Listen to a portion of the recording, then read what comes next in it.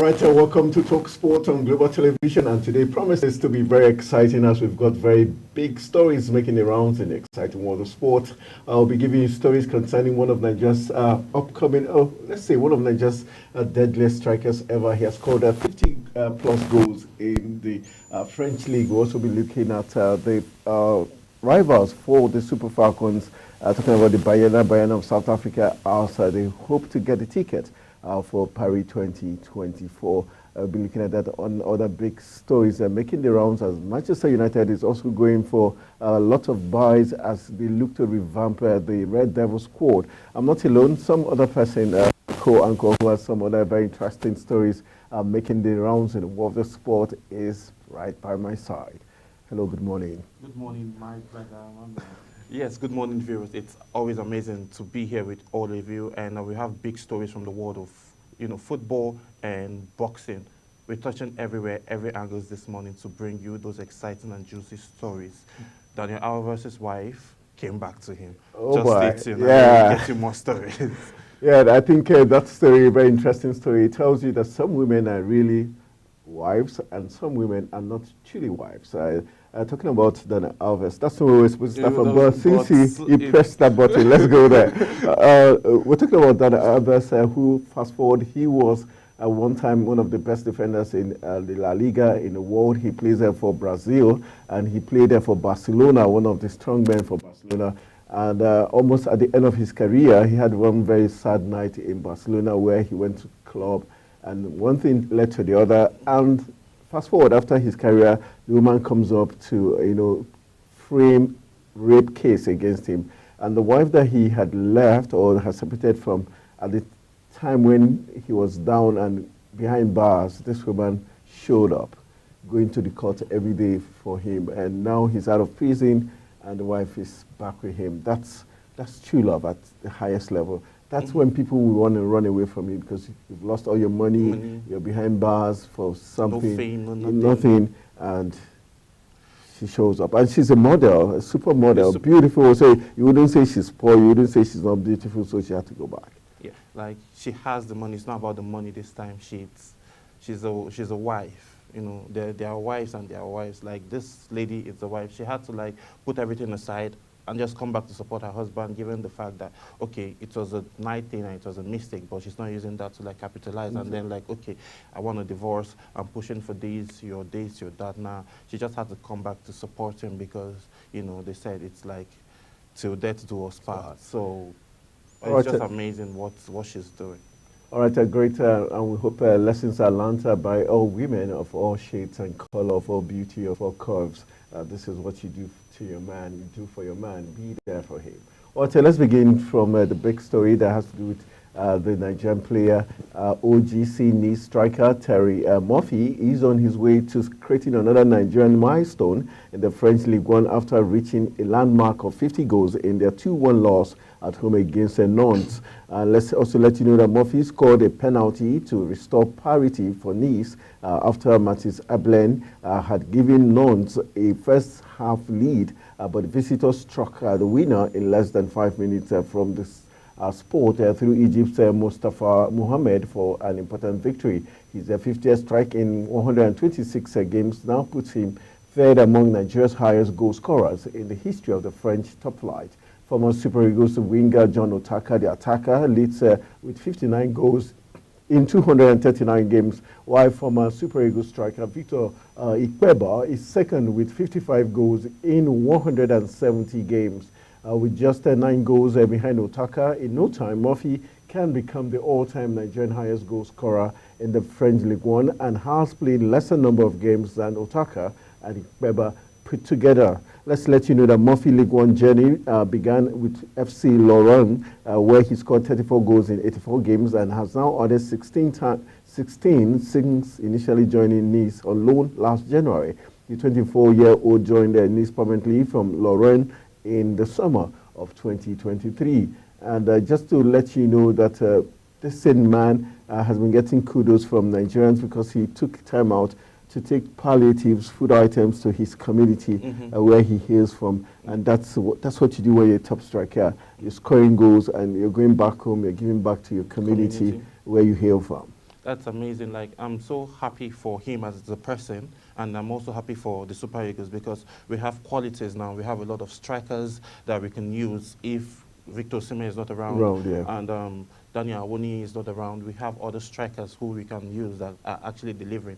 Now, Murphy is actually doing so well. I'm excited for the fact that he remembers home and then comes back to give back to his community. He started off, quite slow, but he's going on well, and the growth so far, he's maturing so far, and then being able to perform at this level that he's performing. So at this age, definitely bigger clubs, like given the fact that he's in the French league, there's a higher chance with his style of play and everything.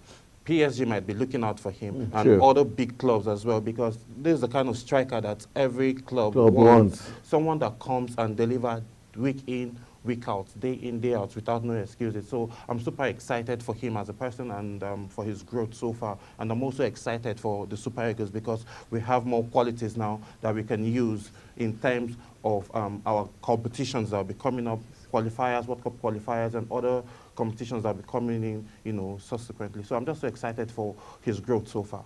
All right, talking about Murphy there, who's been scoring great goals, 50 strike in 126 games, no mean feat, and 59 goals in 239 games is what a former striker has done. But let's go for a very quick break. We'll return. The program continues with more exciting stories just for your own delight. Stay with us.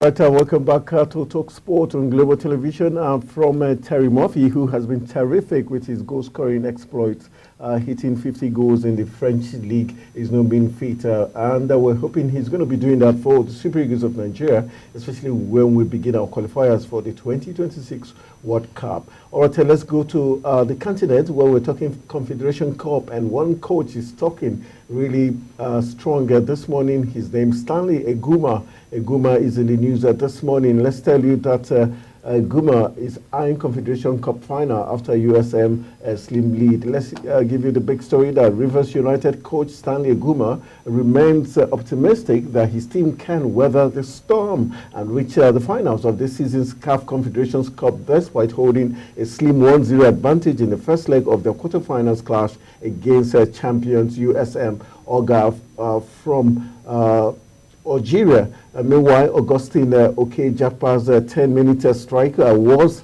all that Rivers United needed to make the difference between Rivers United and the Algerian side on Sunday at their adopted home ground Uyo, as other pulsating 90 minutes awaited Nigerian club side in Algeria next Sunday. Meanwhile, Eguma, who made a return to the dugout for the clash, however, is looking at the bright side of the first leg result before they make the trip to North Africa on Sunday. Rivers United are Nigeria's only representatives on the continent this season, and it makes also in the last 8 of the competition, for the second straight season, and they were knocked out at this stage by Tanzanian side Young Africans last season. How important is the second leg going to be? Yesterday we talked about the fact that 1-0 victory in the first leg wasn't good enough, but Stanley Eguma says we played very well in the first 10 minutes. We got that goal.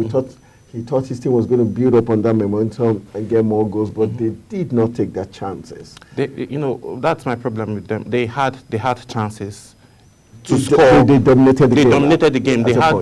They dominated the game, and then the first 45 minutes was like the Rivers United had the game. They had the game. They would have put the game to sleep. If they had scored all those chances. Yeah. But okay. It happened the way he did, and then they just scored 1 goal. So it's a little bit of an advantage, but this North African side are also a very, very big nut to crack, because now we are going to their hometown now to play, which is going to be very difficult. But if the Rivers United can hold off like a 1-1 draw, it's going to be an advantage for them if they can even score a goal and then try to defend. There'll be them having a 2-1 aggregate. They'll be having an advantage again. Yeah. So the advantage is now something they need to capitalize on, and then make sure they try to get at least 1 goal to secure the one that they have already, and that will give them more advantage to be able to scale through. If they miss the kind of chances they miss back home here, over there, I don't want to be negative. Okay, let's look at the coach who's already looking at the finals, and he says he has an eye for the final. How dangerous do you think this is when the coach is already looking at the finals, and meanwhile you've not scaled through the semi-final hurdle? I think the fact that in the first 10 minutes they were able to dominate the North African teams. Do you think the same strategy could work out when they get to Algeria?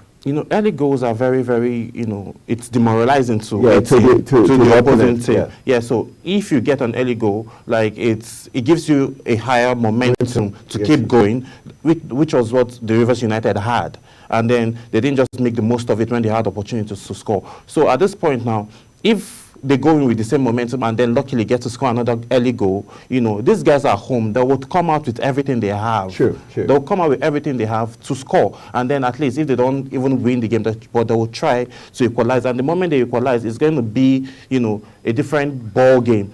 At this point I would say that the Rivers United should just pay more attention in trying to get another win, and then not going in with just that mentality to get an early goal. They should just go in with the mentality that they want to come out and play football and get a win at least. All right, let's look at Eguma just coming back to the dugout after some time out. How key the strategy and the players he's going to use for the return leg in Algeria in order for them to get the needed result?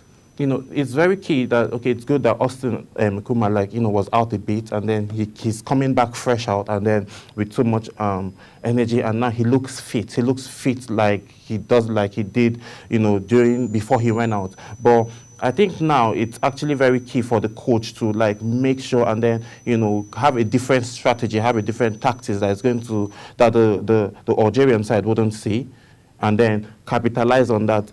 I know he has played against these guys once, then definitely there are some loopholes, there are some weak angles that he played through. So I think he should pay attention to that again and then be able to capitalize on that and then get another win, because we really need, it's been a while that any Premier League side qualifies to the final. It's been a very long time that we got to that stage. So now we are all rooting for Rivers United to take us there and at least get us the trophy, given the fact that they are not even doing so well in the Nigerian Premier League. So we are giving it to them. Okay, yes, you're not doing so well in the Nigerian Premier League. You're focusing your attention, all of your Arsenals in the Confederational Cup. So you should at least, you know, not be a second fiddle, like going there second, come back with the trophy. All right, it's amazing talking sport this morning. Today seems a very, very happy day. And, all right, from Rivers United, let's go to Bayana, talking about the girls.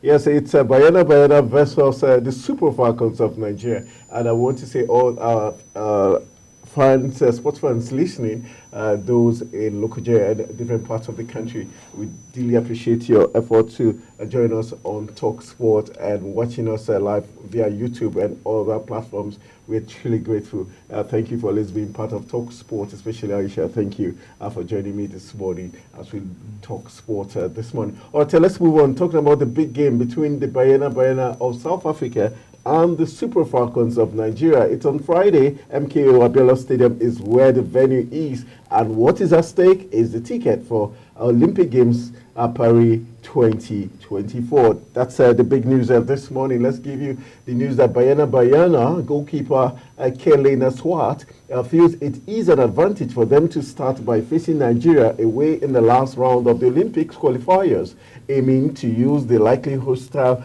atmosphere as their fuel for clinching the qualification for the Olympics. Bayana take on the Super Falcons on Friday in Abuja before hosting them in the Loftus Field Stadium 4 days later, with Andel Demini withdrawn from the squad due to medical reasons. Swart is sure a sure starter against Nigeria, as the two keepers have been alternating in recent times. The Bayana shot stopper is banking on his size experience to come handy against the Super Falcons in front of their fans, recalling how they beat host Morocco in the Women's African Cup of Nations final in the sold-out Prince Moulay Abdullah Stadium in Rabat in July 2022. This is MKO Stadium. This is not Abdullah Stadium. So I just want to bust her bubble and let her know that the Falcons will let her get her way. For you, the South Africans are already talking tough. They are one of Nigeria's strongest rivals. For the Super Falcons, 9-time African champion, no fluke. How big is this cracker? Like, I feel I'm going to have a very good night on Friday, because I know our Super Falcons are actually doing so well in their club side. You know, our goalkeeper is keeping clean sheet for the past 5 matches. Clean sheet in the past 5 matches. She's the best goalkeeper in Africa. Yes, Omoshala is scoring a historic goal for her new club side. Kanu scoring 2 goals in 6 minutes for our club side. Oh boy. The list keeps going on and on. But there's a sad part of it. One of our most loved defender who, yes, she's white skinned, but she loves Nigeria like crazy. Plumtree will be missing due to injury. Yes, that's just the sad part. Yeah. But on the flip side, these ladies are fit and they are hungry. You know, even the latest addition too that we have on the 20th. So she's also ready. So the coaches are ready. Most of them are coming into town already. I think the whole both teams are in town already. Yes, the whole squad should be around. The whole squad should be around by Wednesday. And then it's just, I'm so excited. I can't wait for Friday to just, you know, see our ladies make us proud as they always make us proud, and you still have that smile on your face. Yeah, you can but have the smile on your face when you've got the queen of your heart just by your side. It makes everything all amazing. All right, let's talk some boxing. Let's box that smile out of our face and talk more sports. Now talking boxing, let's let you know something amazing is happening to the world of boxing in Nigeria. We just don't have Anthony Joshua. We've got some other young star coming up through the ranks. Let's let you know that WBO African champion Olusegun Wahab is set to feature on the undercard of the Ring of Fire fight night, where WBC champion Tyson Fury and unified heavyweight champ Alexander Usyk will meet for their undisputed bout on May 18 in Saudi Arabia. Meanwhile, Wahab will battle the unbeaten British boxer Max Chamberlain in a 10-round lightweight clash at the Kingdom Arena in Riyadh. The Nigerian boxer holds an impressive record of 23 wins, 1 loss, with 16 of his victories coming via knockout. Oh boy. While his Brit holds an undefeated record of 15 victories and 11 KOs, as it promises to be an entertaining clash between both boxers. Undefeated in Africa, where he has fought in Nigeria, Ghana. His only career loss came when he made his UK debut against Liam Dion. Yes, that's the man there, Wahab there. And Liam Dion at York Hall in Bethnal Green in London. Wahab suffered a majority decision loss in the fight. He has since made up for it with 11-round technical knockout win over Sikiru Shubansin to defend his title in the main event of the Rumble in Las Gidi event in 2023. When you say Las Gidi, it tells you Lagos. All right, let's look at Wahab. His first loss was against a British person in London. I hope he doesn't have something with, whenever he goes and sees white personalities, he's being soft. Yeah, he becomes Stop being a gentleman, my brother. Yeah, so what's your expectation, especially fighting on that card of Tyson Fury and Usyk, Alexander Usyk? These are the two biggest boxers in the world. How big would this do to his career, his ratings? Now, I'm just super excited for him because, you know, definitely he must have been doing so much work on the background for him to even get an opportunity to fight. And being the champion of Rumble. Yes. Yeah. So it's actually good for him, and then it's actually going to boost him. The world is going to know his name, even if it goes. I like that line. Yes, the world is definitely going to know his name because we'll have different people from all walks of life. And again, Saudi Arabia, that's where to be. What are you not talking? Night of boxing. Like, what are you saying? I'm sure he'll be sleeping and be smiling. Like, if he just thinks about the fact that he's going to fight under the undercard, and then immediately after the fight, then Tyson Fury shows up to fight. I'm very, very happy for him. And this is something I'm sure he has been praying for and clamoring for. So if he keep his work ethics going on well and then focus on training and then keeping his head up, being focused, I swear to God, I swear to you, like, this guy is going to go all the way. We'll be mentioning his name side by side with Anthony Joshua, and then mentioning his name with Usman, Kamaru, and Israel Adesanya. That is where the whole boxing thing and UFC fight is going to now. All right, that's the big one for Wahab there. We wish him the very best of luck as he faces his British opponent, and we hope he's going to knock him out in a flash, just like Anthony Joshua did to Francis Ngannou against all expectations. All right, let's move on from the boxing ring. Let's go to the round leather game. It's called the King of Sport, football. And the big story has to do with one of the best coaches in the world of football, and his name, Pep Guardiola. Yes, you wouldn't miss it. The big story says Pep Guardiola's dressing down of Jack Grealish on the pitch after Manchester City's draw with Arsenal was unnecessary and performative. Yes, that's what Ian Ladyman believes. And let's also let you know that an animated Guardiola made a beeline for substitute Grealish at full time and was seemingly unimpressed with the forwards mixed half-hour cameo at the Etihad. Yes, and Grealish was unable to conjure up a moment of magic City needed to break through Arsenal's stubborn defense, with last season's treble winner sensationally prevented from scoring at home for the first time in 57 matches. That is amazing. Meanwhile, Guardiola and Grealish exchanged words during a heated chat, and the City boss appeared frustrated with the wingers' involvement in the particular passage of play. Their exchange was broadcast live on Sky Sport, and Ladyman, speaking on It's All Kicking Out podcast, believes it should have taken place away from the cameras. Let's look at Pep Guardiola. Yes, he's being criticized for taking a swipe at his player right at the pitch of play. But would you blame someone like Pep Guardiola?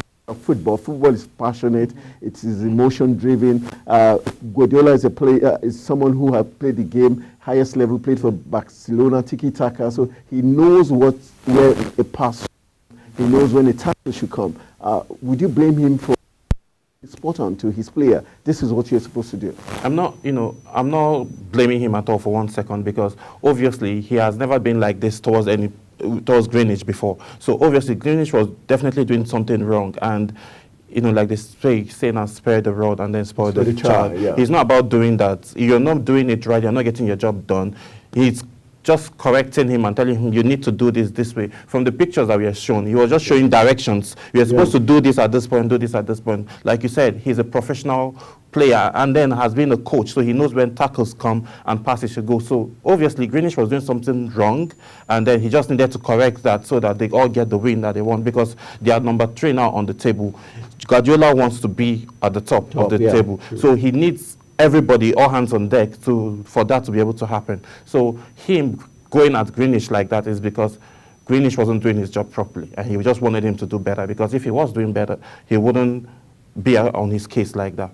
All right, get the job done, Grealish, and you'll be back on the team. That's what Guardiola is saying this morning. Let's move on. We're still talking sport on Global Television, and it's Odi and Anthony getting the job done, dropping all the big stories, making the rounds in the exciting water sport. Let's take you to Old Trafford, where the Red Devils are doing something fantastic ahead of next season. Let's tell you that Manchester United have made a formal offer to meet Jason Willock's buyout clause at Southampton in an attempt to ensure the director of football will be in place to mastermind this summer's transfer window at Old Trafford. That's a big one there. Let's tell you that Mail Sport has learned that United have agreed to pay Southampton 12 months of recourse wages as compensation, but the Championship club are understood to be holding out for a bigger package, and a deal has yet to be agreed. Meanwhile, recourse has kept a low profile at Southampton since the news of United interest first emerged in February, but he has not been placed on formal gardening leave. The 52-year-old only joined the club last summer after spending 11 years working at Manchester City in various junior squads, with his last 6 years spent as academic director, overseeing the development of stars like Phil Foden, Rico Lewis, Oscar Bob. This tells you that this man knows how to do it. And he also discovered Cole Palmer. What else do you need, United? United pursuit of Willock is in danger of becoming their second criminals attempted to add to their recruitment team this summer, with Newcastle refusing to drop their demand of £20 million in compensation to secure the release of Dan Ashworth. Let's see, United. I think United is doing something positive. Yeah, like Jack Ratcliffe. Yes, Jack. Ratcliffe, that's the owner currently. Okay. Yeah, Ratcliffe. Ratcliffe. He's actually a businessman going for the best. Look at what Jason has done for the past 11 years when he was at Man City. Look at the kind of players that he has groomed, and then stars, and then players, and then these guys are actually now the futures of the league. Not just the league, they are also the futures of their national teams, of their national clubs and their national teams. So it's just amazing what work that this man can do. So Jimmy Ratcliffe going for Mr. Jason now, it's very amazing, because he wants to rebuild his team, because he says that Manchester United needs a lot of work, and then the work now starts from the back house, not even with the players on the pitch. So he wants to get it right from those at the back before coming onto the pitch. So now with Jason Willock now being among the technical team, they will be able to get those players that they actually need to be able to get to that performance level that everybody has known Manchester United for. So that is what Manchester is all about now. And then I adopt Chelsea. I pray they are actually watching what Manchester United are doing. They should please. You can't wait to talk about your team. We're talking United here, man. They should please just scared already. They should please pick a page, tear a page out of Manchester United's book, and then. I think that's the problem. Every time they tear a page, they misplace the page. That's the problem. They should just steal the book. All right, that's the man we're talking about, Ratcliffe getting the job done for United. They should just steal the book, since they can't keep the page, and then get it right with the coaching, with the managerial team before coming into the field of play, because all of these things now affects the performance of the players if they don't have coaching staffs that are actually able to do the job and then correct them and then coach them in the aspect of where they are getting it wrong. So it's something that they need to actually look into and then pay attention to, so we fans won't be having serving breakfast whenever Chelsea is playing. All right, breakfast, not my passion, like they say in Nigeria. I jump over sharp, sharp. All right, let's move on. Still talking sports and talking very exciting issues. Making the rounds, teams are trying to buy top strikers to ensure that their season, if not this season, next season is going to be amazing. Let's take you to Newcastle, to St. James's Park, where the big story talks about Newcastle are reportedly bracing themselves up for what is likely to become, Arsenal and Tottenham making £100 million offers for Alexander Isak this summer. According to The Sun, there are concerns that Newcastle may have to sell Isak as they look to ensure they comply with the financial fair play rules. Meanwhile, Newcastle boss Eddie Howe is adamant that Isak will stay at the club, but the Magpies could be forced to let him leave, especially if they miss out on securing European football next season. Isak has scored 28 goals in 58 appearances for Newcastle since he joined from Real Sociedad in 2022. So far this season, he has netted 14 goals in 21 Premier League games, which is very good. However, Howe stressed that he is confident Isak will remain at St. James's Park. Would Isak remain in St. James's Park when £100 million is placed on his head? Would he go to Tottenham or would he go to Arsenal? One, he might leave, but the thing here is, my own question now is, will Arsenal want to spend £100 million on the player? Arsenal can use £100 million now to go and buy like 18 players. They just gather all of them. How much? Like, I'm not sure Arsenal. I'm from the southeast.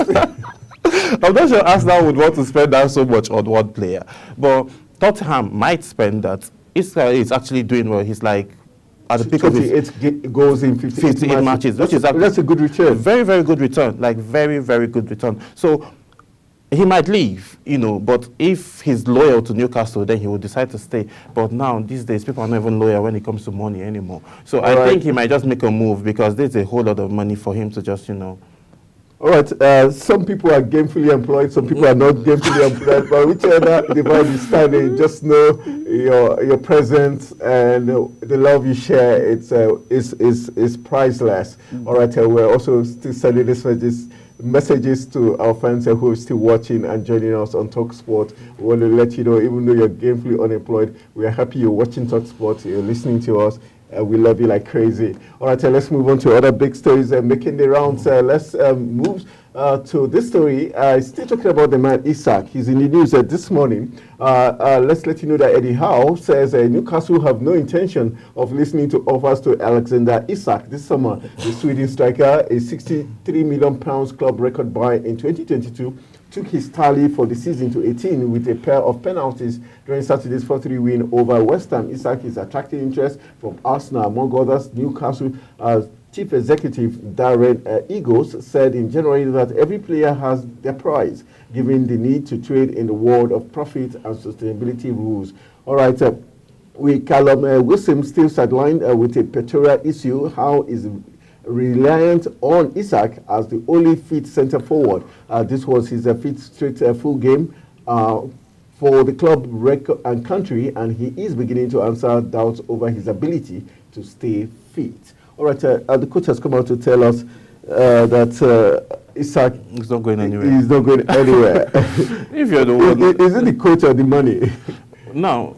It depends on Isak. I think Isak is actually happy in Newcastle. No report has come of him being sad or not having a good terms with his teammates or the coaching staff. So I think he might not leave, but let's just see how it plays out. It depends. It all boils down to Isak himself if he wants a change or he wants to continue his run in Newcastle. All right, let's see if he's going to continue his run or not. That's going to be a big one. But let's take it to Spain. That's where we're going next. The big story is coming. Oh, not Spain. I missed that trip. We're returning. The flight takes us back to Paris, where the big story is about Paris Saint-Germain. Luis Enrique has hit out at a reporter following another question about his decision to substitute Kylian Mbappe. As the captain came off once again during PSG's 2-0 win over Marseille. Mbappe was not happy when the substitute board revealed his time was up in the 64th minute and he was replaced by Carlos Ramos, who went on to get the second goal for the visitors. The 25-year-old looks set to leave the French Giants in the summer as free agent after 7 seasons, and he's been back to head to La Liga Titans, Real Madrid. And exacerbated Mbappe rolled his eyes before trudging off in the Ligue 1 game in Marseille, shaking his head as he went onto the bench, I beg your pardon, why was not the first time Enrique has chosen to withdraw the starman in the middle of the game. The manager lost his cool as the media continued to question his choices. Let's look at this. Mbappe, the coach, do you think the coach is technically trying to learn to live without Mbappe? And at the same time, is Mbappe being fair, getting angry every time the coach subs him? Because his heart is in Galactico already. Yeah, one, the coach is learning to, he's just getting used to the fact, or just, positioning himself in the angle that, okay, this guy won't be here in the next few months. So he's just, trying to make do, looking at other strategies, looking for other players who he would be using that would be fitting that same role. So Mbappe, on the other hand, I think it's him being selfish. Yes, we know he's a world-class player. He wants to always play 90 minutes. But at this point, you're leaving these guys. They wouldn't want to keep struggling when you're not there because he's more like one of the key players that they have on that team. So him getting upset whenever he's being substituted, actually, he's even getting enough playing time. Some coaches will be bringing you off the bench. So he shouldn't be, getting upset that he's being substituted in like the 64th minute. Yeah. So all of this now, it's something that he needs to just understand as a person that, yes, I'm leaving this guy, so they need to find a way to keep winning games without me, and then just make do with the presence of me being around for now, and then soon I won't be around, so they should find other persons that they would use to replace. There's a question, one line in a song just came to my mind when they say Kogoro no be vodka. Does it mean Mbappe and Kogaglo? Because we're looking at Kogaglo coming in and scoring the second goal. So that's just what it is now. If you're not here, someone else will do the job. And getting scoring the goals. So that guy has justified the fate of the coach. Of the coach. Yes. So the coach had faith in him that, yes, if you go in, I expect you to do this. And he did it. So Mbappe, chill, bro. Chill, man. Chill. All right, let's still give you more big stories of making the round. The one player, still talking about this Mbappe moving to Real Madrid. His name is Rodrigo. Let's give you the story concerning this interesting talking point. And it's very interesting because Rodrigo should be scared Mbappe is coming to town, but rather he says it's a good thing. So Rodrigo has discussed the possibility of Kylian Mbappe joining Real Madrid, riches of attacking players next season, calling it a good problem for boss Carlo Ancelotti. The La Liga side have reportedly reached an agreement to sign the French star on a free transfer once his PSG deal expires, with a signing-on fee of £85.5 million. Following Real Madrid's 2-0 win over Atletico Bilbao, which Rodrigo scored a brace, the Brazilian discussed how the Mbappe arrival would impact a team that already boasts of a number of attacking players such as Vinicius Junior, Jude Bellingham, Joselu, Rodrigo himself. In February, Rodrigo heaped praise on Mbappe and was eagerly looking forward to the concept of joining forces with the in the summer. Meanwhile, PSG won their game against Marseille, which saw Captain Mbappe substituted yet again shortly after the hour mark. Let's look at, is Rodrigo completely honest when he says he's happy to have Mbappe join him? Because the truth is, once Mbappe finally joins the Galacticos, it's going to be one player having less playing time. One player is actually going to be on the bench or come off from the bench. So that's just what it's going to be. Like, I can't really speak for him to know if he's genuinely honest or not, but you all just need to brace up. But do you think his place is secured in the Galacticos? Compared to, his level where he is, and then, the quality of player that is, no doubt, is a very good player. He's a very good player. But Mbappe now, on the other side, it's an exciting. He's an exciting player, you get the point now. So one player surely must not. So now you would lose your playing time. Maybe Joselu, who is 34. Yeah, probably. And we hear Manchester United is going for him too. Joselu. So there's a point. So that's just what it is. Though there's someone definitely is going to lose his playing time. So for those, if you don't want to lose that, you just need to keep delivering whenever you're called upon to deliver. So that's just the only flip side out of it. But apart from that, obviously Mbappe is coming with the guns to all over La Liga. All right, while we wait for Mbappe to come blow away the La Liga, let's take you to one man released from prison. Dani Alves' mother wife shares first picture of them together. This is an amazing story we started talking about from the beginning. These two couples were divorced, separated before Alves had his issue in court and he went to jail, but his wife came back and has been supporting him. That's an amazing story. Let's just let you know that Dani Alves' wife has shared a picture with the disgraced, according to this report, but I don't term it disgraced, but Barcelona star for the first time since he was released from prison. The shamed footballer, who has appealed a 4.5-year jail sentence after being found guilty of rape last month, was released from prison after paying €1 million bail, and he appears to have been reconciled with his wife Johanna Sanz, who had demanded a divorce after Alves was arrested. However, the 31-year-old later said the divorce had been put on hold and she gave evidence on his behalf at his trial. That's so lovely. On Monday, the Spanish model shared a photo of the pair holding hands with what appeared to be matching 1 + 1 = 1 tattoo. Spanish journalist Marisa Martin Blazki, speaking on Fiesta, reported that the Brazilian magazine paid Alves bail in exchange for an interview. Wow. Black Case said the Alves would have been requested to ask his mother wife, Johanna Sanz, to feature as part of the interview. Oh boy, what a deal. Like, the magazine paid €1 million just to have an interview with. How do you see this playing out, man? I'm just happy for the fact that his wife came back, because now that's, a moral support.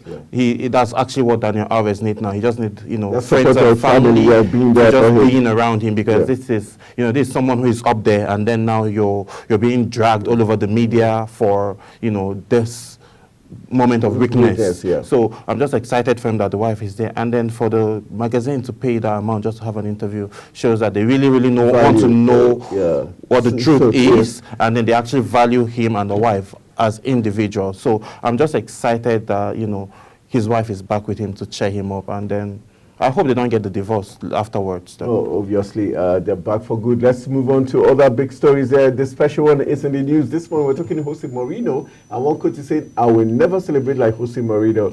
Ange Postecoglou, who is the coach of Tottenham, will never copy Jose Mourinho in sprinting down the touchline in celebration, saying on Monday that such emotional eruptions are a waste of valuable seconds when he needs to be thinking tactically about what will happen next. Tottenham's manager was calm amid the chaos when Heung-min Son scored a 86-minute to secure Saturday's 2-1 win over Luton, with each of their last 4 victories at home involving them coming from behind. Postecoglou used the time to plot a substitution, swapping Son for Pierre-Emile Højbjerg as they stayed in pursuit of a top 4 finish in the Premier League. Only Jurgen Klopp's Liverpool have picked more points from losing positions this season, and Postecoglou claimed on Monday that the secret of being an expert in comebacks is to never change your approach, whatever the scoreline. He also insisted it helps keeping your cool while everybody else is celebrating.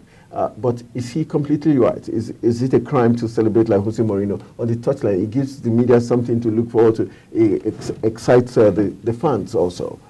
Okay. I don't want to come for him, but I'm going to come for him. He's talking about the special one here. If he has gotten to the level at which Mourinho has gotten to, win Champions League and all of that, going all around to the big clubs and making sure he wins Champions League, he can go celebrate like Mourinho. No worry. Celebrate like Mourinho, so he has lost that useful touch. Okay. Mourinho is still young. I'll give that to him. Yeah. So Mourinho, he's a special one. There's no one like so. Special one. He can celebrate, and then that's just his own style. Him being excited, and most of the times Mourinho don't always change his his style of play, no matter what it is. And he's also a king of comeback.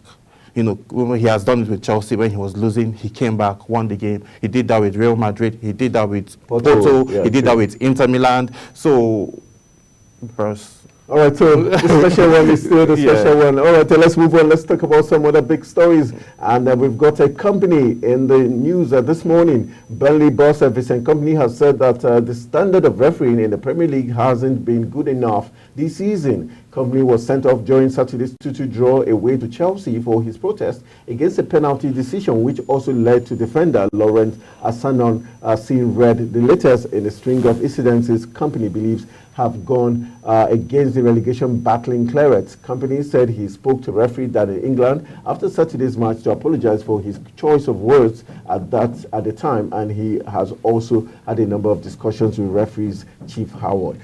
Let's be fair to managers, players. The referees at times get under their skin. They are very wrong calls, yes, and funny, decisions.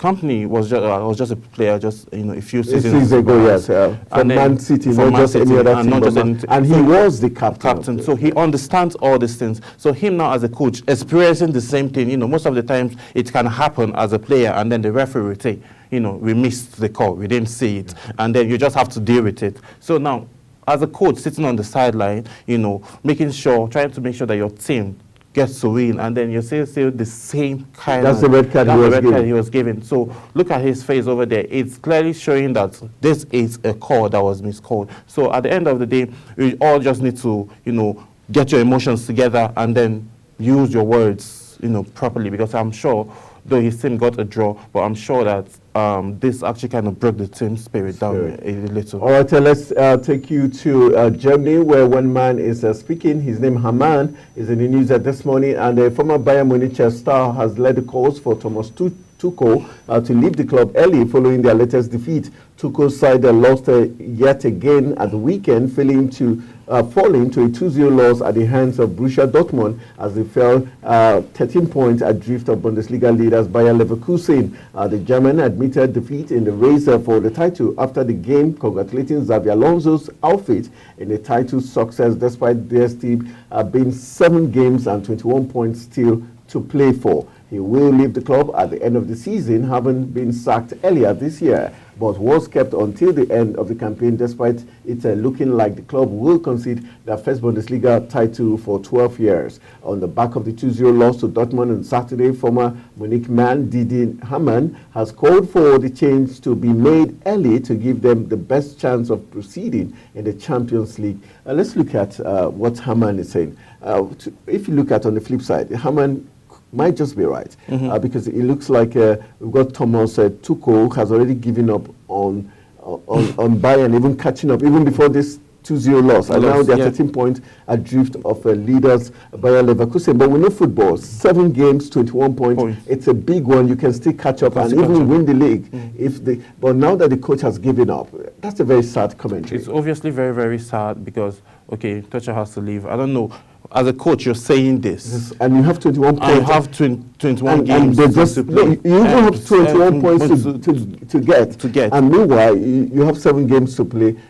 And you are just 13 points adrift. So, I mean, if you have the 21 points, you'll catch up and win. And win, yes. So, this is something he needs to do. That's like, I'm talking about winning mentality now. That's just the kind of person he is. If Pep Guardiola should be in his shoes, Pep Guardiola will never give up. Jose Mourinho will never give up. Jurgen Klopp will never give up. So I don't know why he's just throwing in the towel when you even have like 7 matches. Is it and because 21 points? And 21 points. So now, is it saying this because he knows he's leaving the club, or he has a different, maybe like, okay, since I'm even leaving, so what is there to even fight for? So I think that's just the angle that he is looking at it from. But you can't tell me you have 7 matches to play, and if you get to win with 21 points, come on now.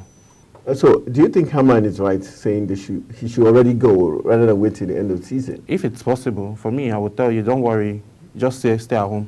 All right, let's move on to some other talking point. Potential move is what we're looking at, and there's a player that is likely to be leaving Arsenal. A very sad commentary. His name, Ramsdale. Yes, Aaron Ramsdale. Newcastle United are rekindling their interest in Arsenal's goalkeeper Aaron Ramsdale ahead of a potential summer move. Ramsdale is keen to play regular Premier League football again after being reduced to an understudy role following the arrival of David Raya from Brentford. Rasdale is assessing his options, and Newcastle are among those interested as they look to bolster their squad. Newcastle have Martin Dubravka as their current number one, with Nick Pope expected to make his comeback from dislocated shoulder in the end of April.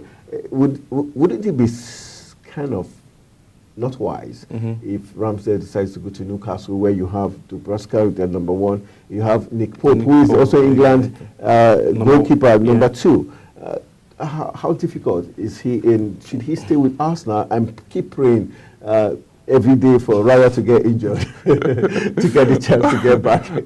I would say he should consider his options properly, because you can't go somewhere where you have two very good goalkeepers already. Yeah. So you go in there, who do you want to bench? The person that is on injury. Obviously, if he returns back, he's going to come back and then take his place, because he's the number one goalkeeper. So he is actually currently the number two goalkeeper for Arsenal. So what he just needs to like train more, and then, like you said, keep praying. Put your chaplets inside water, like they say. Okay, that will be the bad guys in the house. I'll be praying that a day comes for you. Yeah, which comes. Which football is crazy. Yeah, it's crazy. Yeah. It can happen like this, just like that, and then even though you warm up to a game. Yeah, that might just be like your lucky day, and then you might just end up having a great performance for the whole season. For the whole season, and then the next thing, just chill. You're injured. They'll start giving you medical advice. So I would say he should consider his options very well, and not just jumping and taking an offer, because if he does that, he might just end up taking an offer, maybe appearing in 2 or 3 games, and then go back to the bench.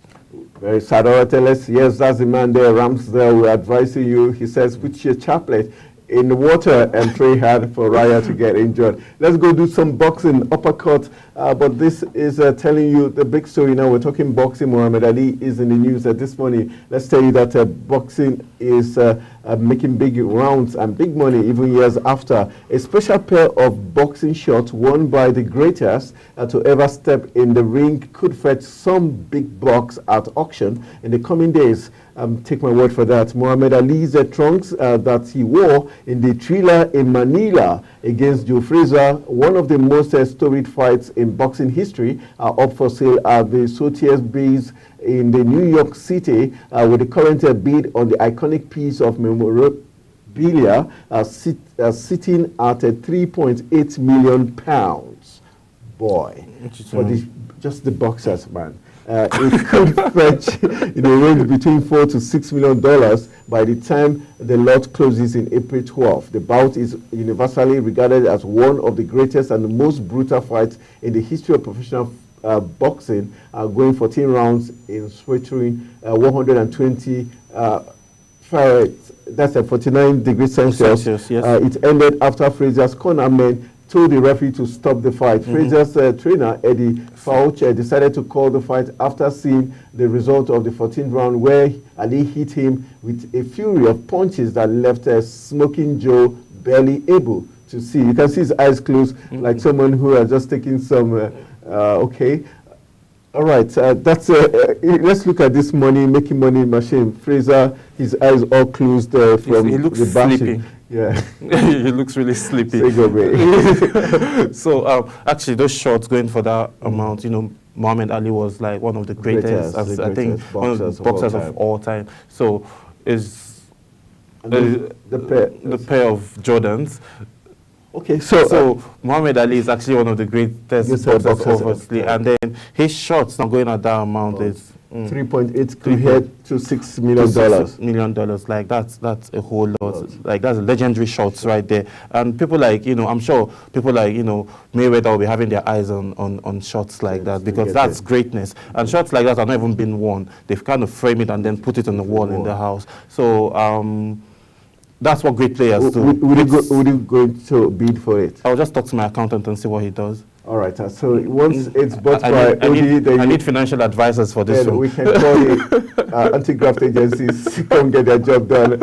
All right. So on that note, that's how we're going to be calling it a wrap on today's edition of the program Talk Sport on Global Television. I want to say thank you for joining OD and I and making your day truly sporty. And we hope you go out there and do the very best for Nigerian sports. And remember, the Falcons will be in action on Friday. get your jerseys washed, get your drums ready so that you can support the Falcons so that they can get to Paris 2024. My name is Anthony Momodu saying thank you for joining me. And Odi? And I'm saying thank you so much for joining us. It's amazing having you guys as always. So, have a sportful day. Enjoy the best of your day. Hydrate yourself. The weather is so hot out there. And stay out of trouble. Yeah, hydrate. Hydrate yourself. Good morning. Good morning.